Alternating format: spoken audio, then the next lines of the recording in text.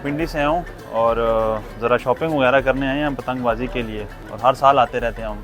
तो वहाँ पर तो पाबंदी है, तो इसलिए यहाँ से लोकली लेके जाते हैं और फिर वहाँ पे फेस्टिवल के लिए उधर ही सारा कुछ करते हैं, पतंगे वगैरह यहाँ से लेके जाते हैं। क्योंकि पिंडी का यहाँ से सारा क्राउड इधर आता है, इस वजह से यहाँ पर डिमांड जो है ज़्यादा हो रही है और प्राइसेस ऊपर जा रही हैं। यहाँ पर कोई रूल्स एंड रेगुलेशन नहीं है, कंट्रोल नहीं है। अथॉरिटीज़ जो है ना देखती नहीं है कि यार कौन सी चीज़ बिक रही है, कौन सी नहीं बिक रही, जिस वजह से जानी नुकसान होता है। जब आप इधर कंट्रोल नहीं कर पाते तो फिर उससे लोग मरते हैं। तो होना ये चाहिए, कुछ स्टैंडर्ड होना चाहिए।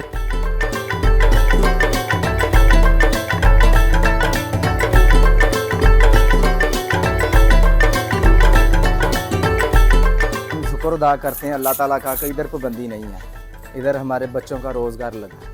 तकरीबन सारे पंजाब में कम ही कोई शहर होगा जिसका कारीगर इधर नहीं होगा, सारे कारीगर इधर हैं, पूरे पंजाब के इधर कारीगर हैं ये कातूत में। तो हमें तकरीबन इधर 16-17 साल हो गए हैं, हम इधर हाजी साहब के पास काम कर रहे हैं। सर जी, अभी जो पंजाब की बसंतें थी ना वो अभी कम हो गई हैं, अभी इधर स्टार्ट हुआ है काम।